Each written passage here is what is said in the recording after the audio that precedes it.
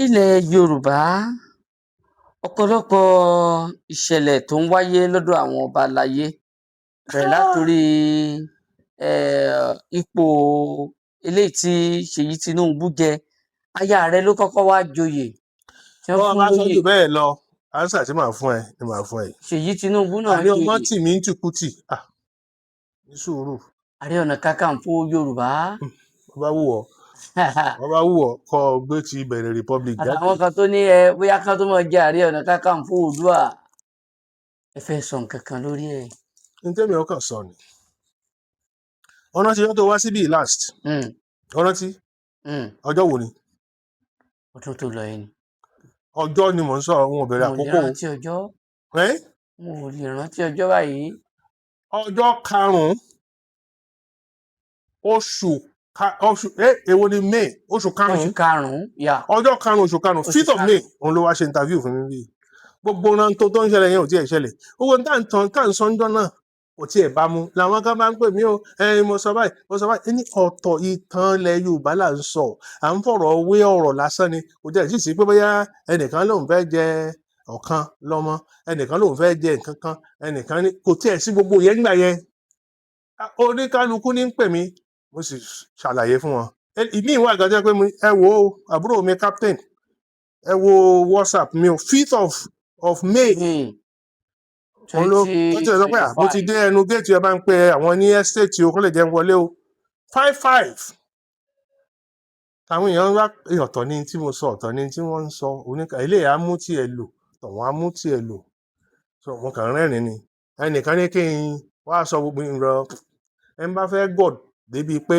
kò rí ojútùú ní tí mò ń sọ tó fẹ́ sọ àwọn àbúrò mi kan náà ń bàdàn bàbá Mogaji nǹkan fẹ́ dárúkọ tí mo ń sọ̀rọ̀ bàbá Mogaji ilẹ̀ ìgbẹ́nu ẹ lọ nǹkan báyìí ló yẹ àìmọ̀ pé tó ṣẹlẹ̀ nù sórí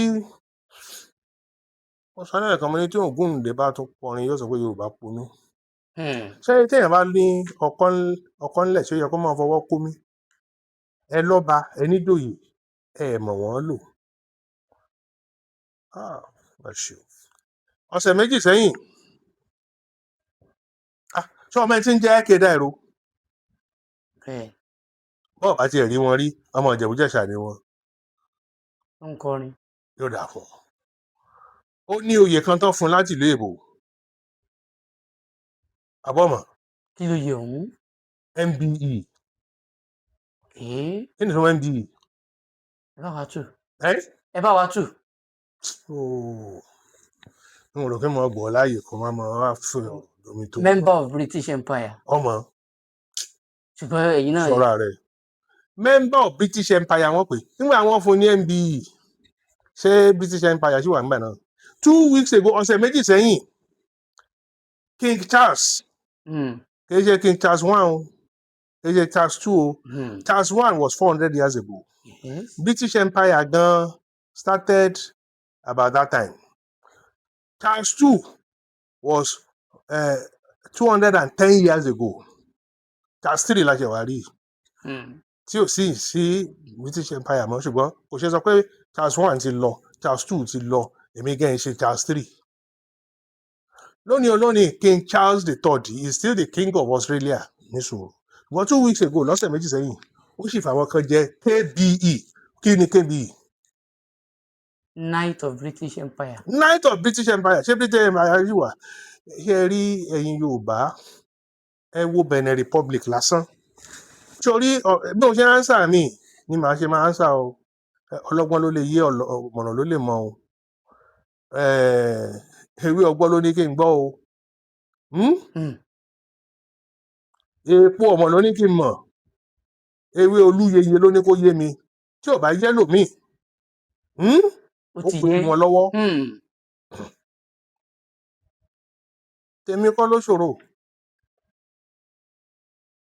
nílé Ifẹ̀ wọ́n máa pe ibì kan ní Ìlódè nílé Ifẹ̀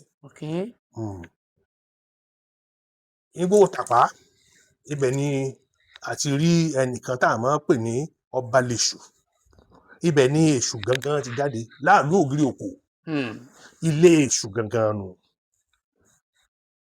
ṣé o mọ̀ pé èṣù ṣe Satan, èṣù ṣe Eh, Satan, èṣù is Sátánì. not Satan o. Hmm. Ẹnìkan tó fẹ́ gbẹ̀bí ńgbà kan wọ́n bá lọ ilé alára, ó lọ ilé adé, olúlọ gbogbo ẹ̀, wọ́n ní èṣù lásán ni ọbọ kò gbọ́. Wọ́n fi máa ń sọ pé lámẹ̀bí ò gbẹ̀bí aráàlú dè ti ṣu ọ̀daràn ló ṣòro o. Tí ọmọ Yorùbá tí ò bá gbọ́ ní tí mò ń sọ tó fẹ́ mọ interpret ẹ̀ bákan tí ẹ̀ ló ṣòro. Hmm. Káwọn nǹkan tí mò ń sọ yìí. Àgbọ́yé. Benin Republic ṣé wọ́n kọ tí wọ́n ń jẹ́ tẹ́lẹ̀ tẹ́lẹ̀ nù? Yóò dà fún ọ. Kí wọ́n ń jẹ́? Dàomi. Dàomi. Wọ́n wá láwọn ń ronú sí i pé empire kan wà tó ń jẹ́ Benin Empire. Àwọn òsì fẹ́ jẹ́ kórúkọ rẹ̀ ó parun. Àwọn wá change orúkọ ìlú àwọn sí Benin Republic tó ń pè ní èdè Faransé ní Benin. Benin Republic. Ọ̀dà òní òkè. So táwọn kan bá tẹ̀ láwọn tẹ̀ fẹ́ mọ jẹ́ Ọ̀yọ́ ní ìsìn, pé Ọ̀yọ́ Republic tí wọ́n sì sí lára wa lẹ́bàá sọ pé irọ́ o, Ọ̀yọ́ Empire ti tán o. Ṣé n tẹ̀sán nù? Yéyéyé. Yorùbá ro. Yorùbá ponú. Ibi tí wọ́n ń pè ní Ghana lónìí, ṣé Ghana ló ń jẹ́? Gold Coast làwọn òyìnbó pè é. Ibi tí ń jẹ́ Ghana is about 850 kilometers to Accra. Ibi tí wọ́n ń pè l'Accra lónìí, Alàdà ni wọ́n ń pè ilẹ̀ Yorùbá ní ilẹ̀ Ọ̀yọ́ Empire ni. Ọba méjì ilẹ̀ Yorùbá ń bẹ́ẹ̀. Gáàmà ń ṣe ọmọ Oòduà. Kí ni Yorùbá fi ponú báyìí náà? Wọ́n á sì mọ ohun tá à ń pè ní ọṣẹ dúdú wa ó wà ní Accra títí dọ̀la. Orúkọ mákẹ́ẹ̀tì wọn tó ṣe ní Mọ́kọ́lá ni. Wọ́n sì dá yín lọ́lá. Ìlú kan ń bẹ l'Amẹ́ríkà tẹ́ ń pè ní Ọ̀yọ́túnjí. Ẹ lọ sọ fún wọn pé kí wọ́n mọ̀ lò mọ́. Ọwọ́ kọ mi. Kí ni ń ṣe wa? Ṣé èèyàn máa ní ọkọ́? Ó sì máa fọwọ́ kó mi. Ilé Ifẹ̀ tó ń wò yẹn. Okay, sir. Nígbà bàbá wa Olúbuse. Tí o mọ bí wọ́n ṣe kí bàbá? Èrè ogun. Tí ó ń bẹ láyé, ọ̀rẹ́ lòun àti Fidel Castro. Ó lè mọ́mọ́ lónìí o. Ifá ni Fidel Castro bọ láti bẹ̀rẹ̀ ayé rẹ̀ tí ikú. Àràbà àgbáyé kò sí fákan tó ju àràbà àgbáyé lọ. Láyé ìgbà yẹn bàbá wa mo kọ́rọ̀ wálé lórúkọ wọn ní Òtúfẹ̀. Lórí gbogbo awo. Oní máa ń dá ifá fún Fidel Castro.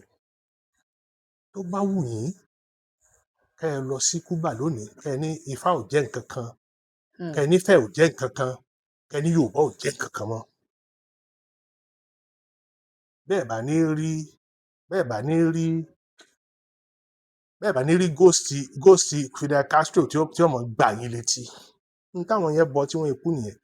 Ó mọ iye how many attempts tí wọ́n make lórí life of Fidel Castro tí Ọlọ́run sì gbálẹ̀ bí ifá bá ṣe tó lódùmarè bá ṣe.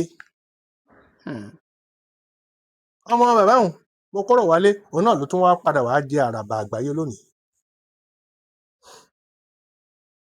Our spirituality is forever at Ife. Ilé Oòduà wà ńbẹ̀, ẹ lè gbé kó mẹ́rin. Òkè Tasẹ̀ wà ńbẹ̀. Níbi ifá ti bẹ̀rẹ̀. Ọ̀rúnmìlà, bàbá wa Ifá Àgbọnmìrègún, tí wọ́n ti sọ pé bí wọ́n bá sọ báyìí, bẹ́ẹ̀ náà ni ó ṣe rí. Ó mọ̀ dùn mí tí mi ò lè lọ lọ́dún tó lọ́mọ ní ara mi tí ò yá ni. Ṣá lè mú kúrò mẹ́rin. Ẹ wá ní àwọn nǹkan tó le tí àwọn ayé ń wá tí wọ́n rí, tẹ́lòmíì ń béèrè fún, tọ́lọ́run ò fi fún, ẹ̀yin wá ń ṣe ti yín báṣubàṣu. Nígbà bàbá wa Ọbásanjọ́ wà ńbẹ̀ tí aáwọ̀ kan fẹ́ ṣẹlẹ̀ láàrin bàbá wa Ọọ̀ni Olúbùṣe àti bàbá wa Aláàfin Adeyemi. Ó pe àwọn méjèèjì ó ní ayé tèmi tí mo jẹ president kò gbọdọ̀ bàjẹ́, ẹ̀yin ọba méjèèjì tá a ní náà rí ẹjọ́ nítorí Ọlọ́run. Mo forí Oòduà bẹ̀ yín. Mo forí Ọ̀rànyàn bẹ̀ yín. Akin ọ̀run gbàdúre. Ẹ má jàjà. Gbọ́ ọba mẹ́wàá ìgbà mẹ́wàá ẹni tó wà ń bẹ̀ ṣé fẹ́mi ṣe rò ó ṣe ló yẹ kó mọ̀ tiẹ̀ gbà láàyè pé kí ìyá ó jẹ̀ kan bì kan kọ́mọ ó jẹ̀ kan bì kan kí la fẹ́ wá máa yà nǹkan kí ló wà ń bẹ̀ tẹ́ ẹ fẹ́ máa yà ìyẹn ni. ìkejì bẹ́ẹ̀ dé gbogbo àgbáyé tó máa ní ó dáa o nígbà wáṣẹ́ o kó dẹ̀ tó di pé aláwọn Arab àtàwọn funfun tí wọ́n ń sọ pé àwọn ń kó wa lẹ́rú wọ́n ń ṣe gbá kó tó di pé wọ́n ń jẹ gàba lórí wa àwọn empire wo ló jẹ́ original African empire ṣe lè ká márùn kẹ má ka òye empire mọ́ àwọn kan wá ní ó ti lọ níbo ló lọ bẹ́ẹ̀ dé Japan lónìí the emperor is still there emperor wọn gan ní ìsìn tó bá rí ọ̀nà mìíràn wọ́n ní òmìrán ni àbọ̀bọ̀ tó bá wá rí emperor wọn ní Japan ní ìsìn very brief bàbá àwọn arí kónkóló báyìí mọ́ bọ́ bá jọ́nà mìíràn bọ́ bá déwájú emperor wọn ọ̀ gbọ́dọ̀ náwó sí o èèwọ̀ ni lọ́dọ̀ tí wọn ṣé emperor ní ṣe adarí Japan lónìí sọ fún mi òun kọ́ wọ́n ti ní ìjọba wọn báwa náà ṣe ní democracy gbogbo ẹ̀ ti wà bẹ́ẹ̀ ṣùgbọ́n wọn yọ emperor wọn dànù ó sì gbọ́dọ̀ náwó sí òòṣà ní ó ṣe láìní ò ní wò lójú wọ́n sì fààyè ẹ̀ lẹ̀ gẹ́gẹ́ bọ́n ṣe fi ẹ̀lẹ̀ náà lo èbó.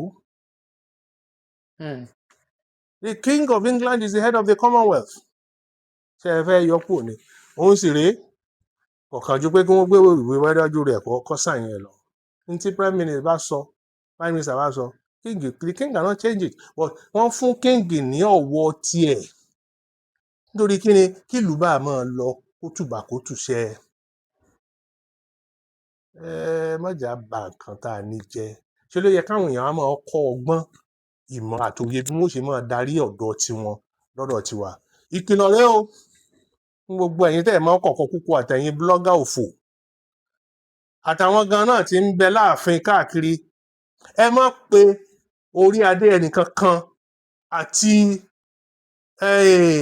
àpèrè ọba ìtẹ́ ọba kankan ní stool mọ́lẹ̀ Yorùbá ṣé ẹ̀ mọ̀ tán ni ẹ̀ mọ̀ tó fa stool ni ó ń gbà òyìnbó dé ó bìlì pé the only king with a throne is the king of England or the queen of England mú àwọn sì gba ọ̀dọ̀ àwọn Ghana wá ní Ashanti land Ashanti hẹ́nẹ́ wọn orí bí àpótí kan báyìí ní máa jókòó lé wọn bá gbà stúùlù nu tí ọba ilẹ̀ Áfíríkà tí ó máa jókòó lẹ́nu stúùlù wọn náà fi sọ pé the stool of somebody the stool máa kà báyìí nígbà mí báyìí ara ta mí nobody should rise again and say again that we are defending the stool of Kinikan. It is the throne. You have to defend the throne of the Alaafin. You have to defend the throne of the Oyo. You have to defend the throne of the Olubadan or any other Oba. The throne. We don't sit. None of our Obas sit on a stool. They sit on a throne. Ìtẹ́. Wọ́n wá tún wá ń jí àwọn òyìnbó àwọn ìwọ gan náà máa help ẹ. Àwọn photograph àwọn throne wa tí wọ́n jí gbé ń bì tí wọ́n lọ ń gbé fún ọba lóyìnbó kó náà máa jókòó lé díẹ̀díẹ̀ máa fi hàn ọ́ kó o bá rí i pé wọ́n máa ti ń jẹ́ throne wọ́n ń kó throne wa lọ wọ́n láwa ń jókòó lórí stool ìtẹ́ làwọn ọba bá ń jókòó kí wọ́n ń ṣe kí lọ́ba ń ṣe lórí ìtẹ́ ọba ń gún wà sórí ìtẹ́ wọ́n gún wà sórí ìtẹ́ ni èèyàn máa gún wà sórí stool kọ́ là máa fi sọ́wọ́ afẹ́ mu bí ààrẹ fi kéde sọ́wọ́ fẹ́ mu bí ààrẹ kó o gbé sórí stool ọba tèmi kọ́ ló gbé sórí stool àbí kíláàdé látòní lọ wọn ò gbọdọ̀ gbọ́ nílẹ̀ Yorùbá mákẹ́ tó ní pé kinní kan o is the stool of somebody is the throne ọ̀rọ̀ tí mo fẹ́ sọ jù bá ń lọ.